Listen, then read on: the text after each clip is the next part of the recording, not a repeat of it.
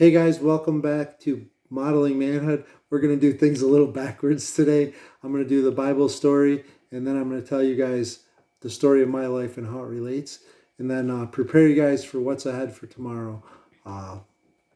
So here we go. Matthew chapter 7, if you guys have your Bible.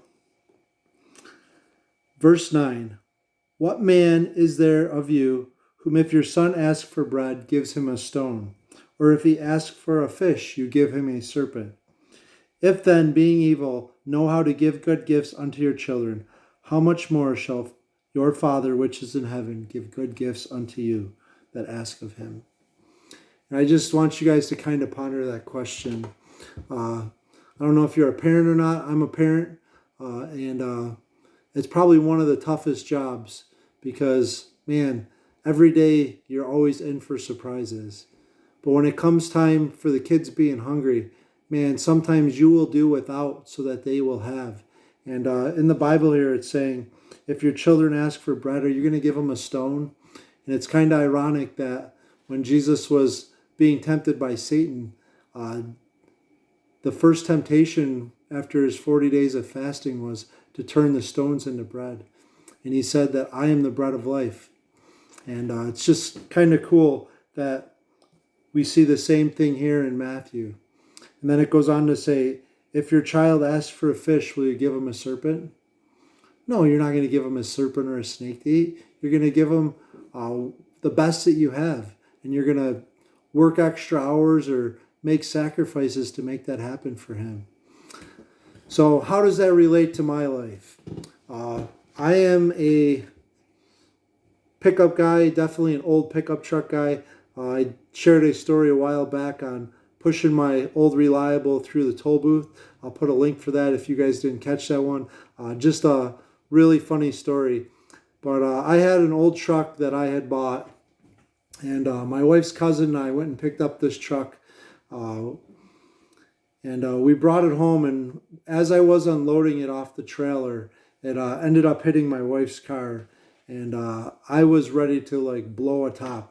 My gasket and the steam inside was just going like this, and I was ready to go. But a couple of years later, we were working on the house doing remodeling, and I was short on cash. And you know what? That project truck that I had needed to go. It was something I would have liked to get going. I got another project truck now that I'm collecting parts for. If you guys watched my 1937 video, I'll put a link for that too.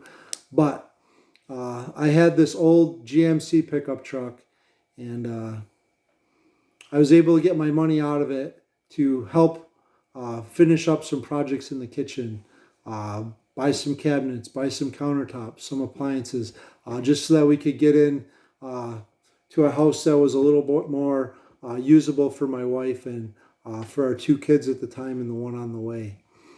And you know what?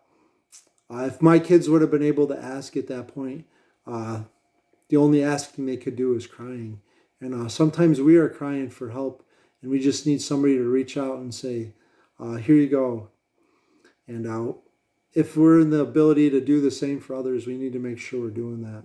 There's so many great places that you can get involved just to give or donate your time or your resources for that matter. And the children are such a blessing. We were talking about that yesterday, if you caught yesterday's video, just how we need to act more like children. And children cry a lot. Adults, we cry on the inside or we keep it bottled up, and then we blow our top and lose our temper and say things that we regret. But kids are so precious, and we need to make sure that our decisions every day are building up the next generation of believers. So that's my encouragement for you guys. If you get a chance, read the rest of Matthew chapter 7. Thank you guys so much for joining us. Be willing to make those hard sacrifices. Be willing to let things go if it means helping somebody else out or helping your own family out. Too often we are selfish when we should be more thoughtful.